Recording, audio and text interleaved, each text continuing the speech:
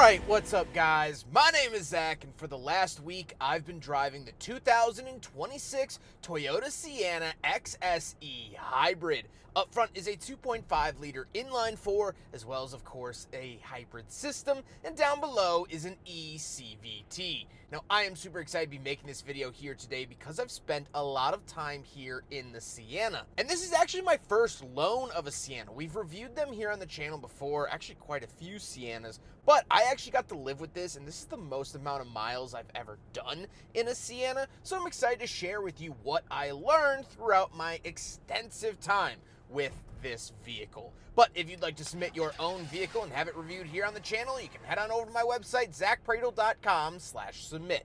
It's a quick and easy submission form. It takes under a minute to fill out, and I come out to you. And if you'd like to see all my videos weeks or sometimes months in advance, you can head on over to my Patreon for only $5 a month. But let's get back to that 2.5 liter inline-4 under the hood, as well as the hybrid system. Well, every Toyota Sienna now is hybrid. Much like what they've done with the Toyota Camry, this is a hybrid-only product, and Toyota actually now sells almost 50% of all of their vehicles are hybrids. And I think it's actually really, really smart. Now, we'll save the miles per gallon reading till the end of the video, and I'll share with you why that is, but it has gotten pretty good fuel economy.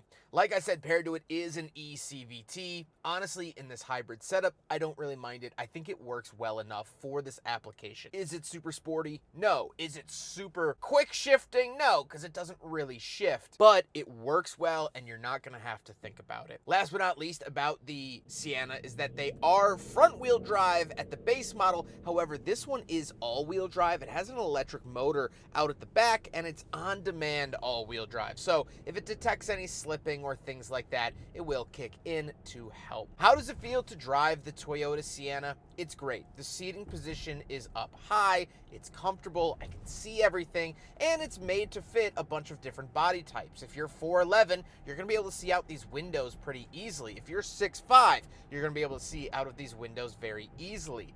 This is a very user-friendly vehicle. The steering isn't too heavy, and it's not overly light either. The ride quality is fine. It's definitely nicer than it used to be. Siennas used to ride pretty hard. This actually has a decent ride quality to it, even though this has Toyota's sport-tuned suspension, whatever the heck that means. And it's nice. You know, you're not going to impress anyone with carving up a canyon in your mom van, but it drives nice enough, it's easy enough to operate, and that's all I really worry about for an appliance vehicle like this.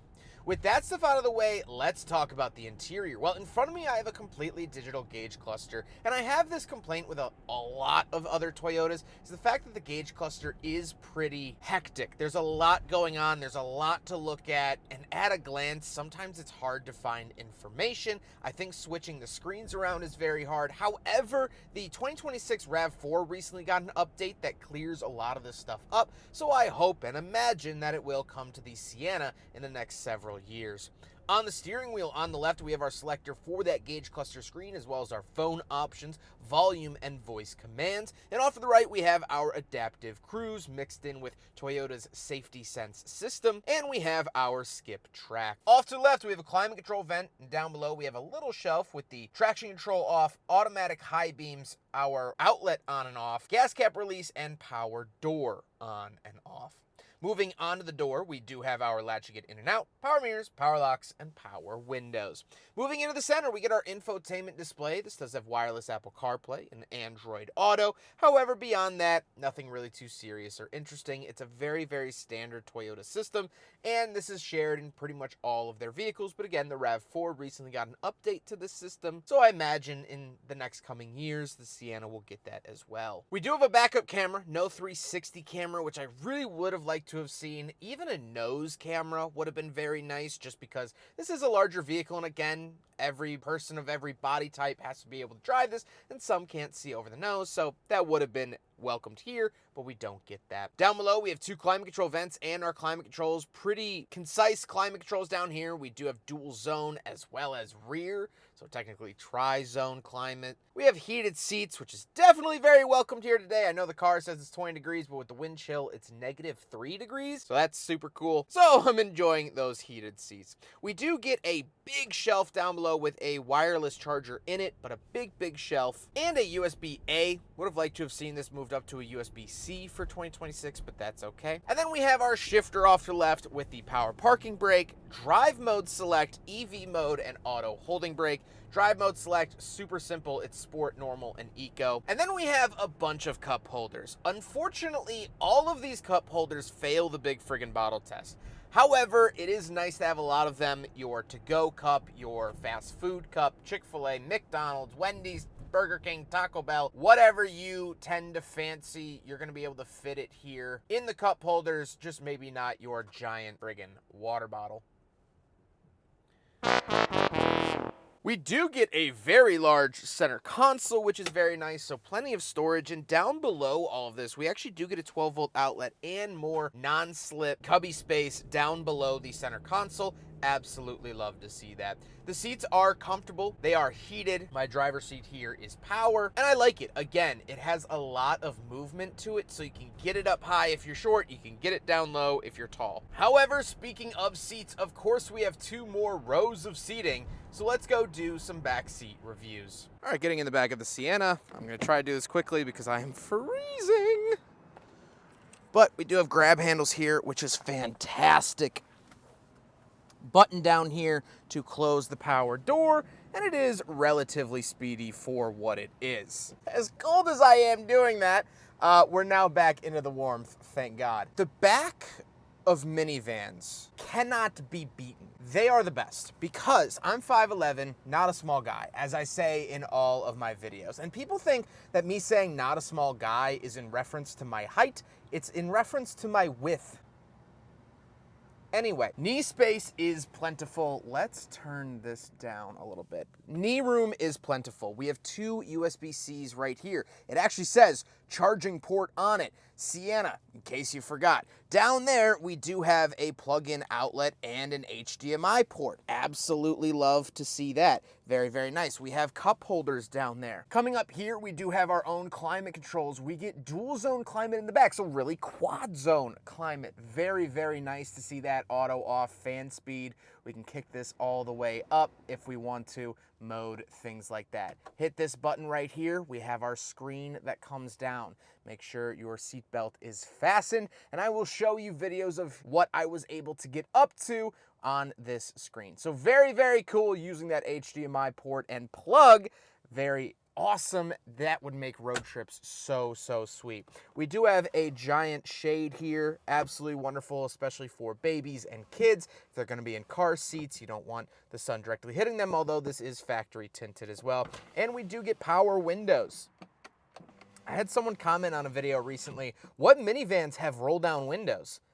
This one, and actually most modern ones. We do have climate vents up here. We have our light switch as well. And overall, this is just such a wonderful place to be. Even as an adult, riding around in the back of a minivan as an adult is not very cool, but it is so incredibly practical and it works so well. I love it. I absolutely love the backs of minivans, and I would much rather be back here than any SUV. And we'll talk about that a little bit later. But let's now hop into the third row. Something I didn't point out from the second row is that it actually has these sort of netting cup holders on either side. Very, very cool. In the third row, again, as an adult, as a big boy, I fit back here. That can't be said about most 3-row SUVs, so this is where the van really takes into its own because it actually works. I do have a light up here, very, very nice. We have volume for headphones as well as USB-Cs. On that side, we just have volume over here, so if you got a charge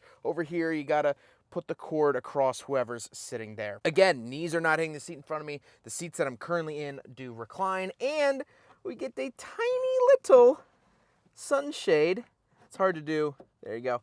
Little tiny sunshade for the third row of the Sienna. They really thought of everything here. We have tiny little cup holders. Don't think those would pass the big freaking bottle test either. But again, the interior space, the interior packaging for families, for people, you just can't beat it. You really, really can't. Let's hop out. We'll take a quick look at the trunk and cargo space, and then we'll talk about the looks. Thank God my girlfriend let me borrow her mittens that transform into fingerless gloves, so I could try to stay a little toasty here today. We do have a power tailgate around the back. Absolutely love to see that. Makes everything super, super easy. Then we do get a bunch of cargo space. Very, very nice down here. This is great to see. We have tons of cubby space over here, and we get a wall outlet. Absolutely love to see that. So blowing up, an inflatable raft or setting up lights. If you want to light up the campsite, you could do that right here. Now is the fun part, because we do get seats that actually fold into the ground. So you take this right here, you pull and you push it forward, and then you take this pull handle and it folds into the ground. Now, it doesn't make a completely flat, sorry, this is hard to do one-handed. It doesn't make a completely flat load floor. There's still some bumps in the road for sure, but this now offers so much more space in the back. Without the third row, it does fold down. Love to see that. Minivans didn't always do this from day one, but now this second row of seats, if you notice there's tracks here. If we come around, power opening door, we can slide these seats all the way back. And then look at how much space this gives the second row. This is absolutely phenomenal for two reasons. First of all, if you only have 4 people in the car, it gives them plenty of space. But also, if you have someone in a wheelchair or someone who needs the space to get in and then transition onto the seat, this makes it so accessible and so usable. I have elderly grandparents and I can't pick them up in press cars like I used to, but now this, I could get someone in a lot easier fashion with a walker or in a wheelchair, things like that. So really, really sweet about how these back seats move when these seats are down and you don't have to consider the third row. So that's the cargo space. That's around the back of the Toyota Sienna. Come up here, there's a button right there, and it is a power operated tailgate right back down. Love to see that. Super simple, and it works really well. Now we gotta talk about the looks, and I honestly don't really enjoy the look of the Sienna. I do think it's kind of blobby. I guess it works, but it looked very cool when it debuted, but now in 2026, it's just kind of old looking, kind of frumpy, I guess, if I had to boil it down to a word. And I don't think this color really helps it. There is a really good green color that I filmed a couple of years ago, and I've never been able to film one, but they used to offer like a root beer brown, which was very, very cool. This, I think it's just gonna fade into the background. You're never gonna make a statement with a Sienna. But hey, maybe you don't want to. Maybe you do want to sink into the shadows, kind of go to the parent-teacher conference in stealth mode. Well, that's what this car is certainly for. With all of that being said, let's get on to my final thoughts. What do I think driving the Toyota Sienna for the last week? I'm actually going to wait on. I normally don't do this. I normally film my videos in one shot on one day. However, I'm anticipating doing about 500 miles tomorrow in this Toyota Sienna. And so, let's cut to what I think after spending a lot more time in it, using the trip odometer as our transition.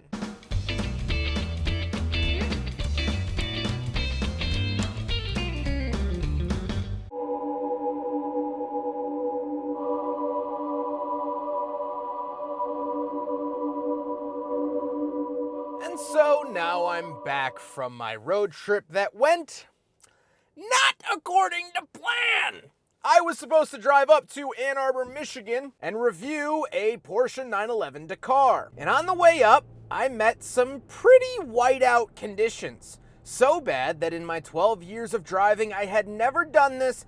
I got on the off-ramp, turned around, and went home, mainly because I didn't want to have to drive back home to Chicago from Ann Arbor in whiteout conditions at night. So for safety reasons, I came home. But on that ride home, a lovely Ford Fiesta flicked either a rock or ice chunk, and it made a beeline right for the Toyota emblem and blew it up like the Death Star. I mean, look at this. Now, Thankfully, the built-in Toyota dashcam was able to capture everything. And now I am sitting here emblemless. However, some upsides, I got about 34 miles to the gallon while doing that road trip, albeit a lot of it was at 40 miles an hour in a 70 zone. But I got good fuel economy, and my time with the vehicle just reinforces the fact of why minivans are so great. I was able to have a setup in the back for my friends to enjoy. It was stable and confident through probably some of the worst weather I've ever driven through, ever. And I don't believe that an SUV would have really been any more safe. Maybe like a Tahoe where you could actually do four-wheel drive high, but the ground clearance was negligible. This has not only protected me, but been an amazing vehicle for what I needed to do. And that's why minivans are always so flippin' great. They are just a Swiss Army knife of whatever you need it to be, you can make it. If you need a cargo van, fold the seats down. If you need to haul the family and the kids, put the seats back up, put the DVD player down. I hooked up a computer that emulates a PS2 and was able to play Need for Speed Underground 2 and Midnight Club 3 Dub Edition in the back seat. I was able to use it as a mobile office and mobile command center. And when I did approach those whiteout conditions, I genuinely had the thought to myself, well, if I pull off at a rest stop, I can sleep in the back. I can wait out this storm if I need to. And fortunately, I didn't. I made the decision to turn around, cancel those reviews, and come home, but I could have done that. And now, although the Sienna only has 597 miles on it, it is battered. It is bruised. The front emblem is gone. The passenger sliding door is frozen shut because of the ice rain we got the night before. And yet it's still performing. It's like a puppy holding its paw up in the air because it's injured it, but it still wants to run after the ball. It still wants to chase the mailman. That's how I feel about this van. I truly did not expect the video to end this way. I thought I'd be like, oh, it's a great road trip car. But no, I have truly bonded now with this Sienna because it has been my Millennium Falcon through frozen light speed. And that's why I love these vans so much. I felt confident the whole way. The only reason I turned around wasn't because I was slipping or losing traction. It was because I physically couldn't see. So at the end of this review, thank you, Toyota Sienna, for weathering the storm with me and getting me through times that I wasn't sure I was going to. That is special.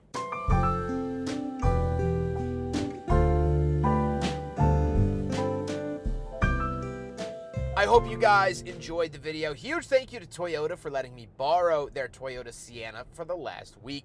Huge thank you to Drive Shop for facilitating the cleaning and delivery of this van. And of course, the Midwest Automotive Media Association. But I hope you guys enjoyed the video. Don't forget to rate the video, comment on the video, and subscribe if you really liked it.